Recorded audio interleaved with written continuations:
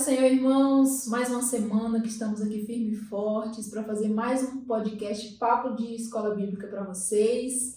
Esperamos que sua semana tenha sido abençoada. A gente já agradece a sua presença e eu quero saber por que você ainda não se inscreveu neste canal. Por que você ainda não segue a gente nas redes sociais? Dá um like aí, meu irmão, um like abençoado pra gente. Hoje a gente está aqui com o pastor Sérgio Dobrinski, autoridade na palavra de Deus, né, pastor Sérgio? Já veio aqui outras vezes, né? Não é a primeira vez que ele está aqui com a gente.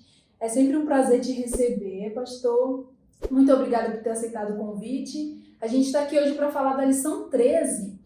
A lição diz o seguinte: resistindo às sutilezas de Satanás.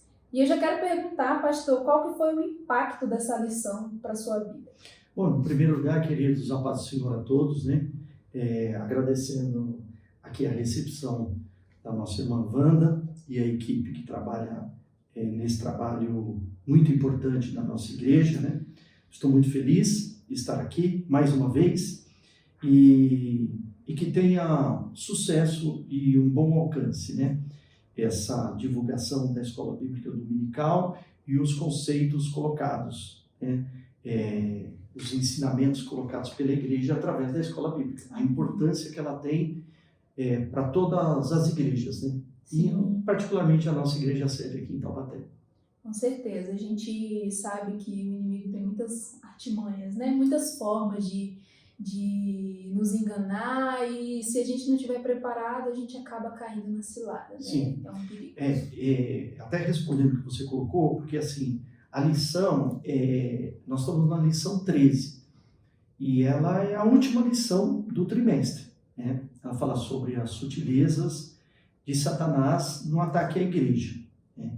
Ele tenta, de muitas formas, desviar a igreja do seu propósito e da sua missão, né? Que a gente vai entrar em detalhes aqui. Apresentando de forma que a igreja se perca num evangelho diluído, né? Que perca a essência cristã, né? E que tenha muita mistura dos pensamentos que estão evidenciados na palavra de Deus, nos ensinos da palavra de Deus, com as filosofias humanas, né? A igreja, ela só vencerá, irmã Wanda e você ouvinte, se ela centralizar, né, a sua vida em Jesus Cristo. E quando eu falo centralizar a sua vida, é cada membro da igreja ter a sua vida centralizada em Jesus. Ser a unidade, né? Como um todo, cada um fazendo a sua parte. Cada um fazendo a sua parte. Isso. Fundamentada também nas Escrituras Sagradas, né? Porque o fundamento da nossa fé, né? Do nosso interior, da nossa crença e da nossa prática de fé, que é o nosso dia a dia, o que a gente faz, o que a gente pensa, como a gente se relaciona, ele tem que ser fundamentado nas Escrituras, né? Buscar também uma vida cheia do Espírito Santo, que é isso que o autor coloca, né? Durante todo o trimestre ele colocou, e nesse encerramento ele volta a enfatizar isso, né? E a gente sabe que nenhum cristão será vitorioso se ele também não tiver um forte compromisso com a sua igreja local. E aí nós vamos entrar nessa questão dos desigrejados. Então eu já quero te perguntar, já que o senhor citou aí que o inimigo ele tenta de várias formas, né, com essas sutilezas que estão sendo tratadas, desviar a igreja do seu propósito e de sua missão. Fala pra gente qual é o propósito e missão para os quais a igreja foi formada. Então, eu gosto muito de refletir o propósito da igreja como um propósito de Cristo, né? Então nós vamos ver, por exemplo, na passagem bíblica de Lucas, no capítulo 4, né, que quando Jesus ele retorna, depois do período que ele passou em jejum, 40 dias no deserto, né, ele retorna para a Galileia e vai para a sua cidade de origem, a cidade de origem da sua família, não é a sua cidade natal, que é Belém, mas ele volta para Nazaré. E ali ele entra numa sinagoga e é dado para ele um rolo, né? Antigamente os livros eram grandes, né, guardados em rolos, e dão para ele o rolo do profeta Isaías. E ele lê lá: o Espírito do Senhor é sobre mim, pois me ungiu para evangelizar os pobres, né? Enviou-me a curar os quebrantados de coração, porque a palavra de Deus quebranta o coração, a pregar liberdade aos cativos. Então não é a pessoa presa em presídios, né, humanos, não somente isso, mas o aprisionado pelo pecado. Restauração de vista aos cegos, não é somente o cego para curar ele da cegueira física, mas da cegueira espiritual, né? Pôr em liberdade os oprimidos pelo pecado, e anunciar o ano aceitável do Senhor, ou seja, um evangelho de libertação. Então, nós podemos raciocinar: se o propósito de Cristo é esse, o propósito do cristão, né, que é uma parcela de Cristo, né, cada cristão. Faz todo sentido. Então, o propósito do cristão, ou a missão da igreja, na verdade, é a missão de Cristo, né? E foi isso que ele deixou. Em Atos capítulo 2, né, ele ressuscita, volta para o céu, e a igreja agora fica com a mesma responsabilidade que Cristo tinha, de divulgar o evangelho, a salvação em Cristo Jesus. Não faz sentido sermos cristãos se não, né, cumprirmos o que Jesus veio cumprir também, né? Então, Sim. nós somos o segmento dessa, né, da ordenança que Cristo deixou, era exatamente o que ele fazia, agora a igreja tem isso como propósito. A gente pode até refletir 1 Pedro 2,9. Vocês são a geração eleita, escolhida, né, separada para isso. O sacerdócio real. A função do sacerdote é o quê? Conduzir o povo a Deus. Então a igreja tem a função sacerdotal de conduzir o povo, o mundo, para encontrar Cristo, né?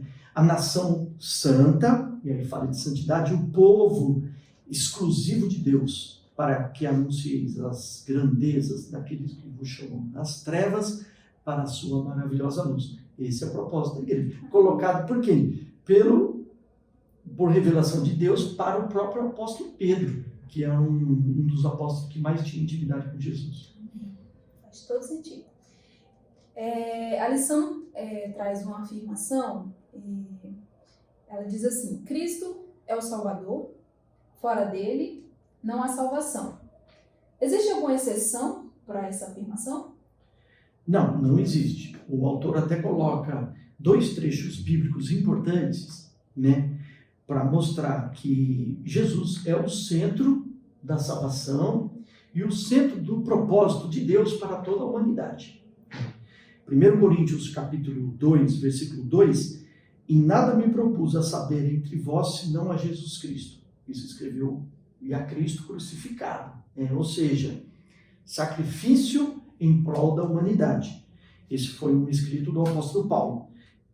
Já Pedro já vai afirmar lá no livro de Atos, capítulo 4, né, no versículo 12, quando a igreja está dando os seus primeiros passos após Jesus Cristo ter ressuscitado, né, aquela mensagem que se salva ali quase 3.000 almas, né, e nenhum outro há salvação, nenhum outro nome há dado entre os homens pelo quais devamos ser salvos, a não ser o nome de Jesus. Então, essa é a centralidade de Cristo. Esse senhorio de Cristo, a falta dele seria o fracasso total da igreja. Não há sucesso se Cristo não for o centro da nossa fé, da nossa salvação, da nossa vida. Mas, pastor, digamos que eu seja uma pessoa que ainda não aceitei Jesus Cristo, não sou frequentadora de igreja, mas eu também não bebo, eu não fumo, eu não roubo, eu não transgrido lei alguma, eu não tenho nenhum vício. Por que eu não tenho direito à salvação? O que acontece comigo? Então, o apóstolo Paulo, né, ele coloca isso, né, ele fala: quem me livrará do corpo desta morte, né? Porque a gente em si, na essência, o ser humano, automaticamente, ele peca, porque ele nasceu com a natureza de pecado. A semente do pecado faz parte do corpo físico de cada ser humano que habita na face da terra, né? O apóstolo Paulo escreve: quem me livrará do corpo desta morte, né? Aí, o profeta Isaías também ele fala sobre isso, ó. Mas todos nós somos como imundo, e as nossas justiças, por mais perfeitas que sejam, são como trapos, né, diante de Deus. Então, assim, a nossa atitude correta não nos coloca numa posição digna diante de Deus, né? Eu até menciono um exemplo para você, de que quando Deus ele forma o homem lá no Jardim do Éden, né, o homem e a mulher são criados, né, e a serpente se dirige no momento para os dois ali, mas primeiramente para a mulher, né, e oferece para ela, ou instiga ela, que ela comesse do fruto proibido, porque haviam duas árvores ali apresentadas por Deus que davam frutos, a árvore da vida e a árvore do conhecimento do bem e do mal, né? E Deus proibiu que o homem e a mulher provassem da árvore do bem e do mal, do conhecimento, né? Aí a serpente astuta, ela diz para a mulher: olha só, não vai fazer nenhum mal você comer deste fruto, porque na verdade você comer dele, você vai ser igual a Deus, você vai ter o conhecimento do bem e do mal. Nós podemos afirmar, de certa forma, que me parece assim até ingênuo. Eu posso comer do fruto, né? Quando o homem banaliza os ensinamentos, as ordens, os preceitos de Deus, aí começa o erro. Então, quando a pessoa diz para si: olha, o fato de eu não preciso de Cristo, né? Basta eu ser bom, ser uma pessoa boa, então eu me justifico diante de Deus, né? Eva comeu do fruto da árvore do conhecimento do bem e do mal. Por quê? Porque quando a serpente apresenta para ela esse fruto, ela diz assim: você vai poder ser igual a Deus. Você vai poder ter autonomia. Você vai poder viver sozinho, porque você vai conhecer o bem e o mal.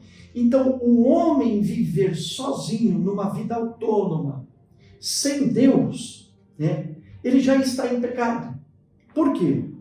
Porque do Senhor é a terra e a sua plenitude, o mundo e aqueles que nele habitam. Então, se nós habitamos num lugar que não é nosso, né, nós devemos satisfação ao Criador. E nós não devemos viver uma vida alienada, que é a vida que Lucifer, a serpente, apresenta para o homem e para a mulher, né? E que ao provar do fruto, o homem dá um passo do seguinte sentido: eu posso viver sem Deus, eu vou ser igual a Ele, eu vou ter o conhecimento igual a Ele, e agora eu posso ser autônomo, né? Essa autonomia, na verdade, ela passa a ser uma alienação, um distanciamento de Deus. E distante de Deus, nenhum ser neste planeta ou neste universo, eu posso dizer, vai sobreviver, porque ele estará em pecado. Então a gente precisa se conscientizar de que não existe o ser humano justo em si próprio, o suficiente que não precise de Jesus. Sim, a vida com Deus é imprescindível, mesmo porque esse ambiente que nós vivemos pertence a Ele, e nós devemos a Ele a nossa adoração, o nosso respeito, e dizer para Ele: Senhor, como Criador do céu e da terra, dite para nós os rumos que nós devemos ter na nossa vida, porque até o nosso corpo, a palavra de Deus fala, diz que é emprestado. Amém. Amém. Tudo é de Deus. Entrando um pouquinho sobre o temor a Deus, vou citar aqui uma expressão que uma artista muito famosa, ela publicou, e assim, é uma das artistas teólogas que nós temos por aí. Diz assim: tenho pavor da expressão temer a Deus. Temer não é ter medo? Se Deus é bom, por que eu devo ter medo dele? O que tem de errado nessa expressão, pastor Sérgio? Então, normalmente as pessoas que questionam isso, elas não leem a Bíblia, né? A grande maioria das religiões, né, mesmo aquelas que afirmam seguir a Bíblia, a maioria dos seus membros e a sua liderança não incentiva a leitura da Bíblia, né? A palavra de Deus fala: o meu povo errou por falta de conhecimento, né? Então, conhecer a palavra de Deus, ela nos dá condições de analisar até esse termo temor. Por quê? de certo, a pessoa que usou essa expressão, ela pensou esse temor como medo, né? E o temor, na verdade, ele nada mais, nada menos do que respeito. E como eu coloquei aqui, né? O salmista diz: o Senhor a terra e a sua plenitude, o mundo, aqueles que nele habitam. Quando você vai diante de Deus, você vai diante do Criador. O Criador da terra, dos céus, mas o Criador também de nós, né? Do mundo que nós habitamos, mas também do nosso próprio ser. Quando você se dirige a uma entrevista de emprego, você respeita o entrevistador, a empresa, os diretores que estão ali.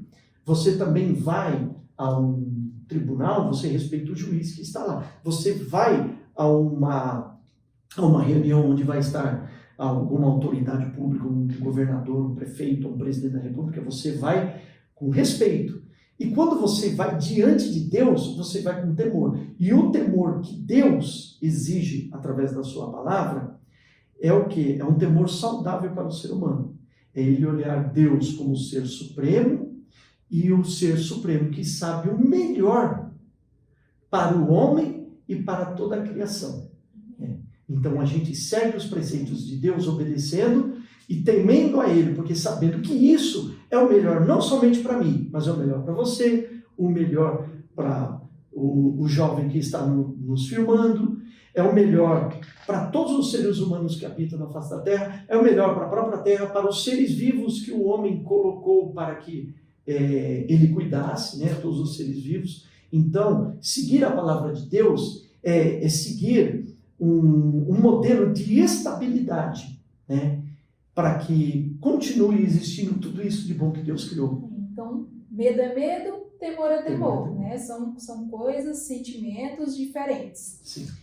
E, como eu disse, há artistas aí tentando nos ensinar teologia, né? Não sei por que isso acontece, mas eu queria saber, assim, por que o tema atualização da Bíblia ele tem ficado tão forte no nosso meio, ou no nosso tempo?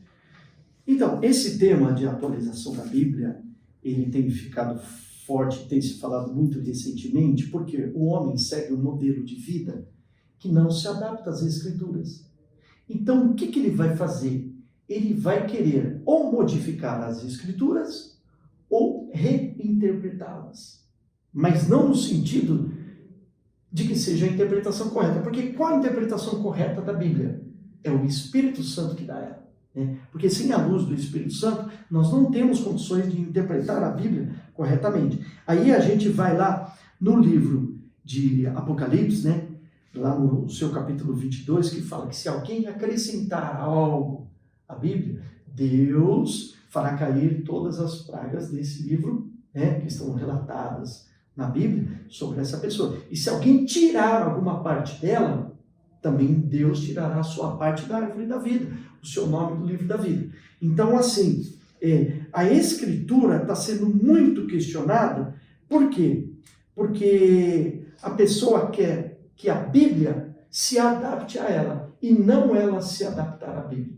E nós podemos dizer que a Bíblia, ela é atual e ela é contemporânea, ou seja, ela se aplicou aos povos no momento que ela foi escrita lá atrás, aos povos que já viveram nesse percurso até chegar ao nosso século XXI, né?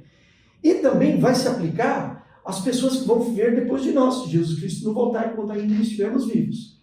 Essa atualidade, ela é totalmente justificável quando você reflete quem é o autor da Bíblia. Porque se a gente olhar a Bíblia como se os autores fossem simples seres humanos, a gente considera ela como algo que precisa ser renovado, né? Reinterpretado. Agora, se eu enxergo a Bíblia como ela deve ser escrita, como ela deve ser interpretada, né? Como a carta de Deus escrita para o homem, e o autor, quem é o autor? Deus. A sua soberania, a sua sabedoria é infinita. Né? E sendo ela a sabedoria infinita, no momento que a Bíblia foi escrita, Deus, ele tinha a sabedoria infinita. Hoje, depois de 2, 3 mil anos, 4 mil anos que alguns livros foram escritos, ela continua atual, porque Deus não evolui como evolui o ser humano.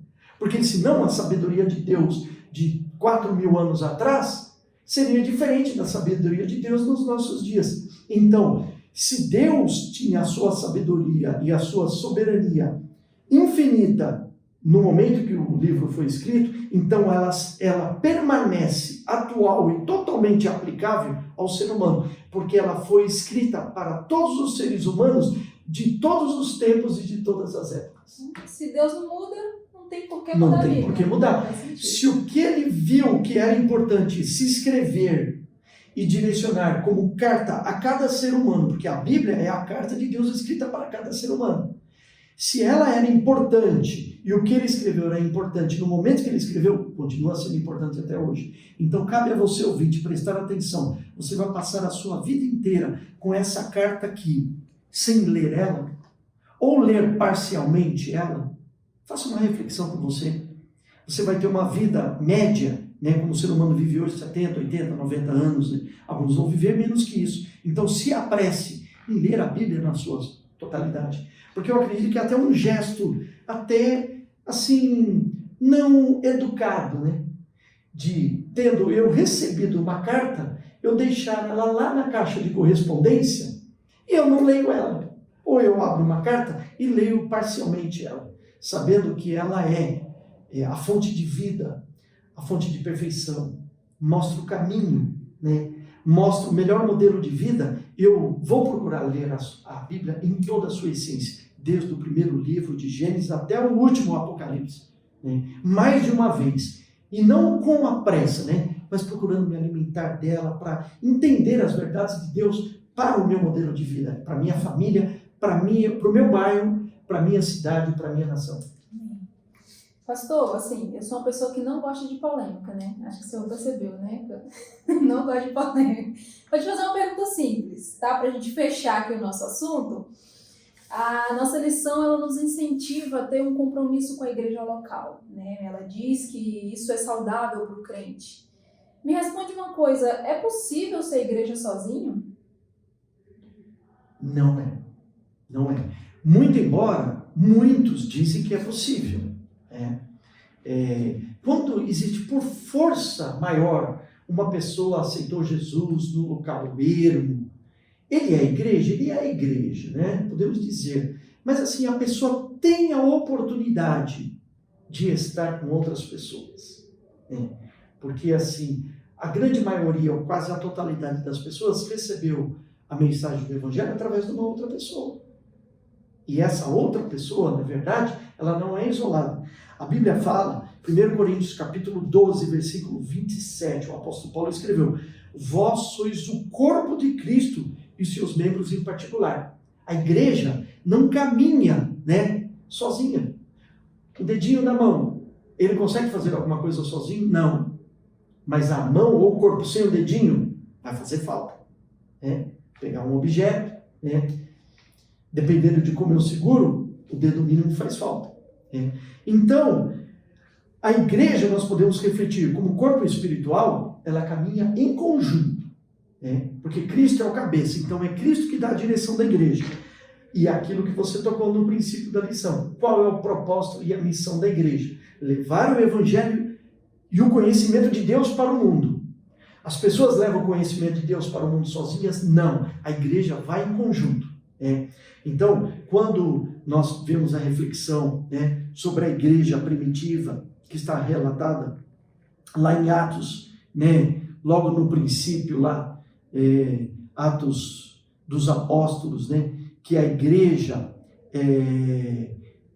no capítulo 2, né, eles perseveravam na doutrina dos apóstolos. Então, os apóstolos estavam lá. Quem eram os apóstolos? A liderança. A liderança das nossas igrejas são os obreiros escolhidos hoje por Deus. São os pastores, os evangelistas, os presbíteros, os diáconos, os líderes de departamento. Então, estão lá, perseveravam na doutrina dos apóstolos, ou seja, na palavra de Deus que era transmitida e interpretada através do Espírito Santo que dirigia a vida dos apóstolos. Eles eram autoridade com conhecimento de Deus para transmitir a palavra. Na comunhão, ou seja, a igreja tem que estar presente. Comunhão é eu estar junto com meu irmão, né? Saber dos problemas dele e ele saber dos meus problemas. No partir do pão, então a gente come junto. Por quê? Porque na hora de eu comer junto, Vandinha, eu sei que meu irmão tem necessidade. E como é que eu sozinho em casa eu vou saber da necessidade do meu irmão? Porque nós somos um corpo. Então, se o dedinho estiver sentindo dor, o que o corpo se faz? O corpo se move para pegar no armário um remédio ou para ir para um hospital, porque o corpo trabalha pelo bem do dedo mínimo. Assim, a igreja em conjunto trabalha pelo bem de todo o seu corpo. E o corpo se move para fazer a vontade daquele que é o cabeça, Cristo, de levar o conhecimento, a evangelização aos povos. E estavam também em comunhão nas orações. Então, nós devemos orar em casa? Amém? Devemos orar em casa, né? Tem alguns que falam, eu oro de pé, eu oro deitado, eu oro andando, eu oro... Perfeito!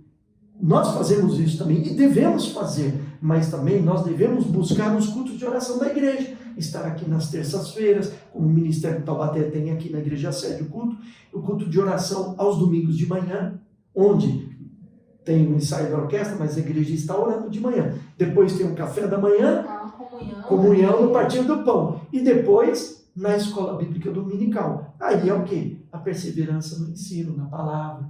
Isso é igreja. Então, igreja tem a ver com relacionamento. Não né? há igreja. Né? Não tem como ser sozinho, porque não tem como ter um relacionamento de um só. Sim. Né? É um conjunto, é uma unidade. E a Bíblia diz que as pessoas iriam acreditar que Jesus era Filho de Deus quando a gente vivesse em unidade. Em unidade. Né? O autor coloca um ponto, pode até parecer forte, pesado para alguns. Nenhum cristão será vitorioso. Depois você lê assim a sua revista de escola bíblica dominical, a lição 13, na introdução. Nenhum cristão será vitorioso se não possuir forte compromisso com a sua igreja local. Se ele tem oportunidade e não faz, ele não vai ser um cristão vitorioso. Ele pode estar mais suscetível à queda, ao pecado, porque o irmão, né, um ajudou o outro, né? Então, a igreja em si, quando eu estou fraco, o irmão me ajuda, quando o irmão está fraco, eu ajudo ele, no sentido espiritual, no sentido material, no sentido social.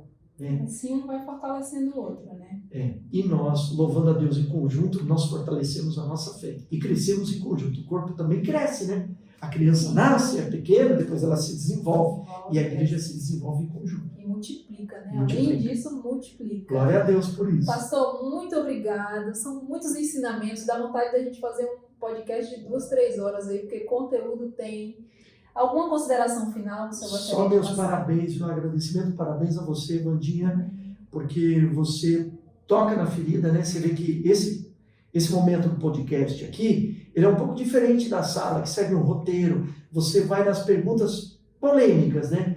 Que é justamente, eu acho que você ouvinte gostaria de perguntar. Então, a Vandinha fez esse papel aqui, e eu agradeço o fato de estar aqui, nosso irmão Davidson, que está participando da filmagem, e a toda a equipe que está proporcionando esse ambiente de crescimento, né, para toda a igreja. Amém? Muito obrigado a você, ouvinte. Deus abençoe a sua vida. Muito obrigada por nos acompanhar até aqui. Esse foi mais um podcast. Que Deus abençoe você, sua vida, sua família, sua semana. Tem uma excelente aula de escola dominical no domingo. Não se esqueça, não falte a sua aula de escola dominical, pelo amor de Deus. Se inscreva no nosso canal. Deus abençoe você. Tchau, tchau. Tchau, tchau.